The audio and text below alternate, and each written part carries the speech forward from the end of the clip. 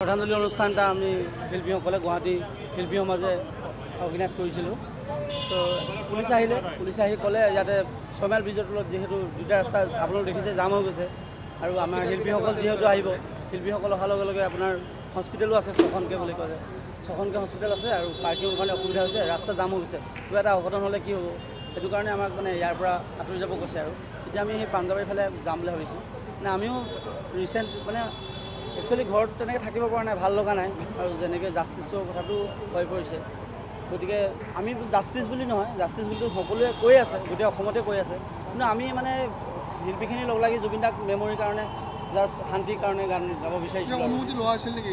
অনুমতি আমি এপ্লাই কৰিছিলোঁ, অনুমতি এপ্লাইটো নাকচ কৰিছে তেওঁলোকে। নাকচ কৰাৰ কাৰণে এতিয়া আমি সেইটো উপায় নাই, আমিতো ভাবিছোঁ শ্ৰদ্ধাঞ্জলি অনুষ্ঠান এনেকৈ কৰিলেতো একো নহয়, গতিকে আহিছিলোঁ। কিন্তু জেগাটো মানে আমাৰো অলপ কনজাষ্টেড এৰিয়া লৈ পালোঁ আৰু যিহেতু শিল্পীসকল আহিব যথেষ্ট, মানে আমাৰ গোটেই শিল্পীসকলক খবৰ দিছোঁ গেডাৰিং হৈ যাব, সেই গেডাৰিং হোৱাৰ কাৰণে মানে কেঞ্চেল কৰা হ'ল। নতুন ঠাই ক'ৰবাত এতিয়া নতুন আমি একদিন হ'বই কণ্টিনিউ, আমাৰ 19 তাৰিখলৈকে, 19 তাৰিখে জুবিন দাৰ আজি পাঞ্জাবাৰীৰ ফালে আমি গৈ আছোঁ। এতিয়া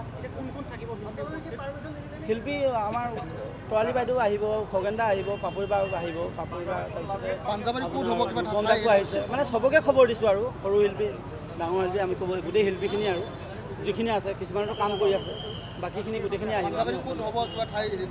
এতিয়া পাঞ্জাবাৰী আমি কলাক্ষেত্ৰত পাৰ হৈ পানে উদ্যান পাঞ্জাবাৰী লাষ্ট ষ্টপেজ বুলি কয়, এইটো বজাৰ এখন আছে, বজাৰৰ কাষতে আপোনাৰ উদ্যান এখন আছে, সেইখনতে কৰিম বুলি ভাবি আছোঁ। এতিয়া এতিয়ালৈকে ফিক্স হোৱা নাই, কথা পতা হৈছে। এতিয়া ইয়াতে নহয় যদি অলপতো সময় লাগিব ন, আমাৰ প্ৰগ্ৰেমটো আছিলে 5টা বজাত, এতিয়া অলৰেডি দেৰি হৈ গ'ল।